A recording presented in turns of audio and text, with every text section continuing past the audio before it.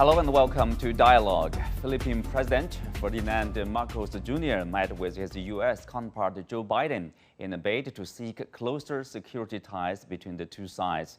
The visit follows weeks of the largest ever military drills by the two countries and deals to expand military cooperation over the next 5 to 10 years. What does a strengthened U.S.-Philippine relationship mean for each country and the Asia-Pacific region? How will Washington's further alignment with Manila affect the Taiwan question, for example? To help us answer these questions and more, I'm joined by Professor Huang Jing from Shanghai International Studies University, Herman Laurel, founder of Philippine BRICS Strategic Studies, and Chheang Vannarith, president of Asian Vision Institute based in Cambodia, and Dr. Syed Mahmud Ali, Associate Fellow of the Institute of China Studies at the University of Malaya. That's our topic. I'm Xu Qinduo.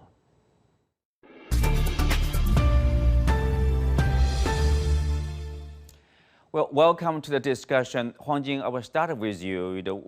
For you, what are the highlights of the visit? The first time for a Philippine president in 10 years. Yes, I think this visit is both symbolic and substantive. Symbolic because United States and Philippines are close allies of the state, and the substance is that there are some real stuff going on between the two countries. For example, the U.S. will increase its military presence in Philippines, and that means that the United States is going to beef up its military presence in the entire South China Sea region, given the strategic importance of the location of the Philippines. Dr. Ali, on the surface is a bilateral issue between the U.S. and the Philippines. But for the U.S., in layman's term, what can the U.S. or what will the U.S. gain from such strengthened military ties with the Philippines? Well, from my perspective, if you look at the structural context or the systemic backdrop in which this summit is taking place, or American policy in the region generally is evolving, I use two phrases to explain what's happening. The first one is systemic transitional fluidity, that the system has been for the last, let's say, 2.5 decades or so, unipolar. Post-Soviet system has been with just one superpower at the core of the international security system. There have been no challenger to the primate. Now, since about 2014-15, the USA has increasingly viewed China as a peer rival. And as a result, it has taken certain decisions which reflect what I call the systemic primate's displacement anxiety. There is very serious concern among the US elite, representing a broad consensus across the party divisions. So this unites Americans across Republican, Democrats, progressives, liberal, conservatives, neoconservatives. Everybody has identified China as the one serious threat to America's what they call world leadership or systemic primacy. So given that, America has been pursuing a grand strategy since about 1992 of indefinitely extending its systemic primacy. The document was signed by President Bush on the 23rd of April 1992. It's called the Defense Planning Guidance, financial year 1994 to 1999. It's the foundational document. And the second document I can talk about is the one that was published on the 4th of August, not made public, 4th of August of 1999. It was the result of an annual, what's called a summer study by the Office of Net Assessment in the Pentagon. And it described China for the first time as an emerging constant competitor. Mm-hmm. And to counteract China's growing footprint and growing ability and growing willingness to question America's systemic primacy, the United States had to build alliances, reinforce its bases, develop its economy, and really pursue what they call an all-of-government effort to constrain China's growth. And everything we have seen since 1999 is pretty much following that format. Okay, that sounds very clear. Strategic framework of the U.S. policy toward China as well as this region. Mr. Laurel, I wonder, as Philippines fits into the U.S. strategy here to basically contain or restrain the rise of China and their overall strategy in this region, what's the domestic response, the public response to the strengthened military alliance here? Well, this security alliance that the president today has been pushing with the United States has not brought security, but it has brought a great sense of insecurity. In fact, a book entitled The Basis of Our Insecurity, written some decades ago, a decade ago, is now being revived by many people and reading up again on it. So it has brought the Philippines insecurity. It has brought many, especially our senior citizens generation, even panic because they are now worrying for their grandchildren, because everybody is aware, even the pro-EDCA people here in the Philippines is aware that this will bring war to our country and to our region. It has not only brought insecurity, great insecurity, it has brought divisiveness. Even the family of President Bongbong Marcos is divided. His eldest sister, Senator Amy Marcos, has been questioning the Department of Defense and the Department of Foreign Affairs why there should be 3 bases near Taiwan when the Philippines has no security interest there, no territorial disputes there, which has made it obvious that this is not just designed for the Philippines but for the strategic conflict that the United States has been announcing, in fact, with a general and American senator stating the date to be 2025 and so on and so forth. So this has not divided only the family of the president, but the entire nation. As we are beginning to see, there are many demonstrations now erupting all over the country, and the latest one was in the United States, of Filipinos in the United States. Yeah. I personally am organizing with what we call the Philippine Mecca for Peace, that's Cagayan province, with the governor, a caravan of people and vehicles traveling from Manila 400 kilometers to the Mecca for Peace, which is Cagayan province. But anyway, for now, I can say that that is what this security arrangement with the United States that Bongbong Marcos Jr. has brought to the country. So very controversial, to say the least. Mr. Chheang Vannarith, since the Philippines is a member of the ASEAN, which groups 10 Southeast Asian countries, I wonder what's the response from the region? After all, it will impact not only the Philippines, probably China here, but also the overall the region here, countries very close to the Philippines. Well, I think the message that we would like to send to the Philippines and other countries in the region is don't fall into the trap of geopolitical rivalries, especially don't be be the pawn of geopolitical rivalries or any superpower. So maintaining independent foreign policy is the most important. But I think the visit of President Marcos to the White House recently show us a bit kind of leaning toward the U.S. for security interests. Of course, it depends on how the Philippines government and the people of the Philippines define their national interests. But I think the most important here is to maintain strategic autonomy and stay away from geopolitical rivalry as much as possible. And you mentioned earlier about the Taiwan question here. So the U.S. ground strategy is, of course, I share with the previous speaker is to maintain the U.S. supremacy by shoring up this, what we call in the 1950s, the first island chain strategy to contain the Soviet Union and China at the time. But and Taiwan and the Philippines are the two core kind of strategic location in this first island chain. So this is it's kind of reviving that first island chain strategy to contain China in the Asia Pacific region. But I think this time around it would be difficult because I don't think no force can contain China.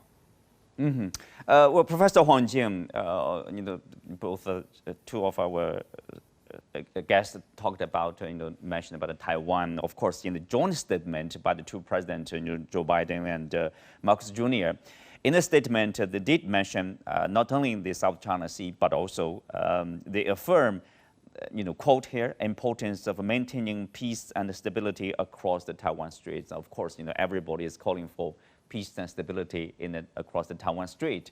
That's simply, political correctness. But, it's a sensitive issue. The Taiwan question is part of the Chinese domestic affairs, but the Philippines are joining the U.S. in basically talking about, the Taiwan question. That's sensitive. What do you make of that? So can you turn on your mic, Huang Jing? Yeah, it seems.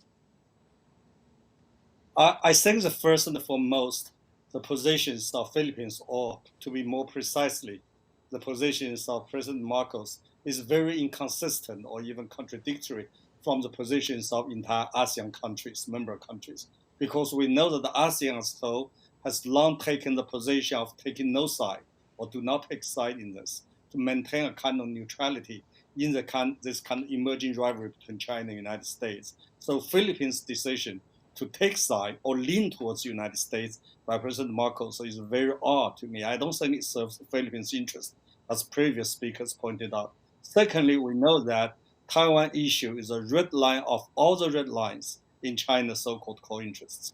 You don't want to get into it. I think the Philippines, given its positions and given its national interest, I don't see why Philippines, as an independent sovereign state, want to get into this, just like previous speakers that get into this trap itself. I can say maybe there are reasons. The reasons are three. Number one, maybe the President Marcos was cornered given the penetrating influence of the United States in Philippines, especially over Marcos' family. A second, maybe President Marcos sees a kind of balance or kind of presence or even the primacy of the United States in this region serves his interest or his country's interest from his perspective. Number three, maybe he wants a kind of relationship that could give him enough leverage in dealing with China on the South China Sea territory issue. For whatever reasons, I think his decision to get involved, lean towards United States, especially on the Taiwan issue, in my view, is very irrational. And not only in terms of the Philippines' relationship with China, but also in terms of Philippines' relationship with other ASEAN countries. Mm-hmm. Well, Mr. Laurel, back to you here. Of course, what has made President Marcos Jr. Make such a decision, basically almost reversing the foreign policy in terms of policy toward the United States. If you look at the policies taken by his predecessors, including the latest one, Mr. Duterte. All of those, leaders, basically, they tried to keep a distance, from Washington. But for Mr. Marcos, almost, it's like all of a sudden, he chose to side with the U.S. It's like he's taking a side in this rising rivalry between Washington and Beijing. What has made him, to make such a change? Well, I think it's very clear to the Filipino nation, at least a great majority of the Filipino people, that this is not this is being done by Bongbong Marcos Jr. Not in the interest of the Filipino nation, but in his own interest. We're not even sure if it's the family interest, but in his own interest. He is betraying, in fact, his father's legacy, Ferdinand Marcos Sr., who was among the first world leaders to recognize the One China policy, for example. He was the Philippine leader that shortened the American bases leases from 99 years down to 25 years, which ended in 1991. And that's why the Americans left these bases. Of course, President Duterte in the past few weeks has already been protesting this situation, but the Philippine mainstream media, which is greatly influenced by the United States, has been muffling Mr. Duterte. So we are in a quandary today. I don't think this is perceived as serving the Philippine interest. We had such a good relationship with China already. That was a fantastic visit of President Bongbong Marcos to President Xi Jinping in January of this year. Then suddenly in February, everything turned around. And my sense is that there was already an underhanded plan from the time he was campaigning for the presidency, and things are now coming out where he may be blackmailed by the Americans. For example, their conspiracy to tamper with the elections. There is proof now by a former Secretary of Information and Technology of Duterte showing the tampering of the last election in favor of Bongbong Marcos. Although he was ahead, maybe he wanted an insurmountable lead. We don't know. But there is no rhyme nor reason in terms of our national interest, our national welfare. Now, on the regional welfare, I would like to remind our audience, your audience, that the Philippines is party to the ZOPFAN, Zone of Peace, Freedom, and Neutrality of ASEAN, of Southeast Asia.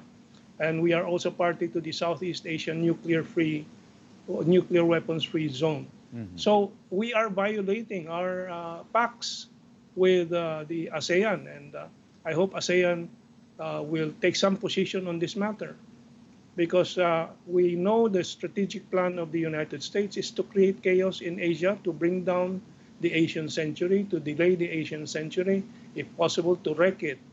As they have done to the European Union through the Ukraine proxy war, in order to force the European industries back into the United States, and so on and so forth. So this is the situation in the Philippines.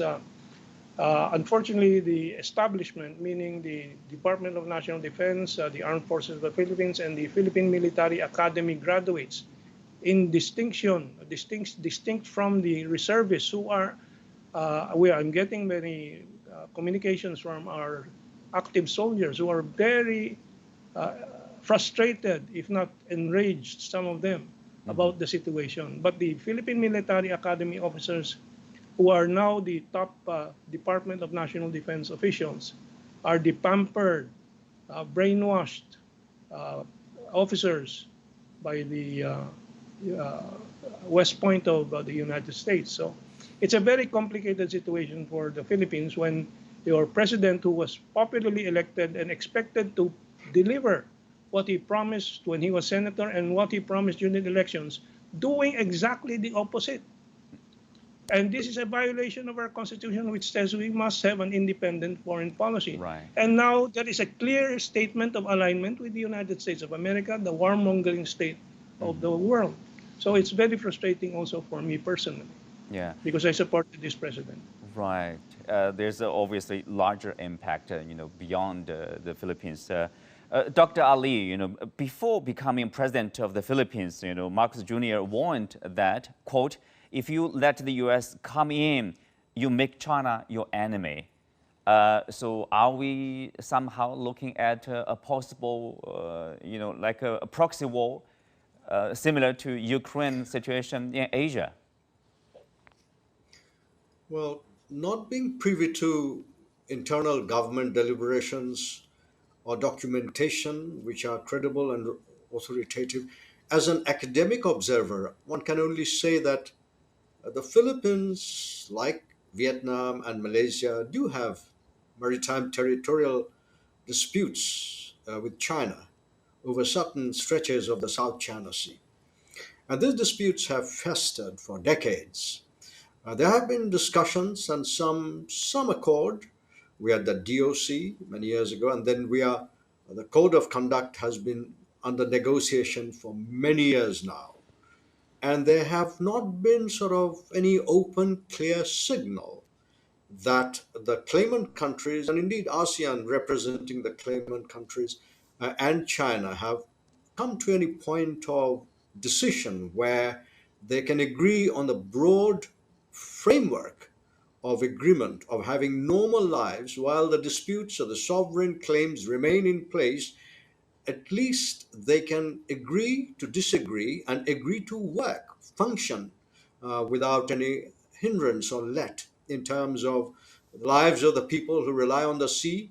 So, because there is no agreement and disputes are festering, the Philippines did go to international court, the arbitration process in 2013, and obtained an award which sort of worked for its interest in 2016. But not much has happened, actually. I mean, the Philippines doesn't seem to have gained anything out of that process. And I think it is possible that because of domestic politics and how things are shaping up in the environment, the, if you like, the geostrategic ecology, Okay, seems that there's a within, tech glitch over there. Yeah, so here, I would say Chheang Vannarith, if you look at the overall situation, as Mr. Laurel mentioned about, probably the ASEAN as a group should be concerned. If the development continues, the U.S. might bring, who knows, that's a nuclear submarine or nuclear armed weapons into this region, because this region is supposed to be free of nuclear weapons. Is there a long-term concern for regional countries? Chang, can you turn on your mic? Thank you. ASEAN is not a supra-regional body. It is an intergovernmental organization. So decision making is based on consensus. And ASEAN also does not have any right or mandate to interfere into the domestic affairs of its member states. So with regards to the Philippines, of course, ASEAN has set some direction with regards to make this region neutral, independent, and free from nuclear weapons. The nuclear weapon-free zones. And I think this year, under the chairmanship of Indonesia, ASEAN member states trying to push for that nuclear weapon-free zone in this region. Of course, we don't wish to see the passage of nuclear powered submarines or any, this kind of military equipments and forces that have a nuclear power. But anyway, so this is very critical for ASEAN as a whole when it comes to what we call the SOFAN, some of previous speaker mentioned, the zone of peace and neutrality of ASEAN, and also the ASEAN version of Indo-Pacific, which Indonesia is trying to push forward this kind of independent and autonomy of ASEAN when it comes to Indo-Pacific strategy in order to navigate this region from a regional rivalry, especially between the US and China. So any member state in ASEAN that lean towards one major power or take sides on certain issue, it affects the image of ASEAN as a whole, as a grouping, and especially on Taiwan. ASEAN have very clear and consistent position. So Taiwan is domestic issues of China, and we respect the one China policy and one China principle. So that have been the consistent policy of ASEAN. Mm-hmm. Well, of course, there's one China principle in the world. Basically, every country, follows that principle, but maybe except the U.S. Huang Jing, here, President Marcos Jr. To be fair, he did tell reporters that there exist, quote, geopolitical issues that have made the region where the Philippines is possibly, arguably, the most complicated geopolitical situation in the world, and he opposes, the Philippines becoming a stage post, basically for the U.S. To stage wars or conflicts with other countries. So, the question probably is is the Philippines or is the President Marcos, capable of stopping or preventing the U.S. from taking any, military maneuvers in the region? That's exactly where the issue is. We always say that we don't, listen to what he says, but look at what he does. I think that the joint statement by President Marcos and Biden indicate very clearly that Philippines would get involved if there's a tension across Taiwan Strait. And also, I agree with you that if something happened, given the penetrating influence of the United States, especially in military affairs, and given that the United States does have quite a few military bases in Philippines, which are very close to Taiwan, I do not think that the President Marcos and his would have enough capability or even willingness to resist United States to pawn Philippines or to use Philippines as a pawn in the regional conflict, Taiwan Strait included, of course. In that regard, I agree with previous speakers that President Marcos, what he has done does not make Philippines more secure, but more insecure. In the long run, I think that this is a very bad move, not just because it has aligned itself with the United States in the kind of so-called competition between the United States and China, but because he has kind of, put his entire national interest into this rivalry, which I think could serve as a leverage for Philippines to promote its economic growth rather than to hedge. In other words, let's be frank on this, to hedge between the two countries rather than lean towards one. I think that's really a bad mistake in my view. Mm-hmm. Well, basically before his U.S. Trip, Chinese Foreign Minister Qin Gang was in Manila. Mr. Laurel, Foreign Minister Qin Gang stressed that the two sides need to keep bilateral relations moving in the right direction and ensure ties will continue to move forward along the right track of sound and stable development. So I wonder, what are the possible impacts or indications because of the trip, that it might have on this, Philippine and the China relationship?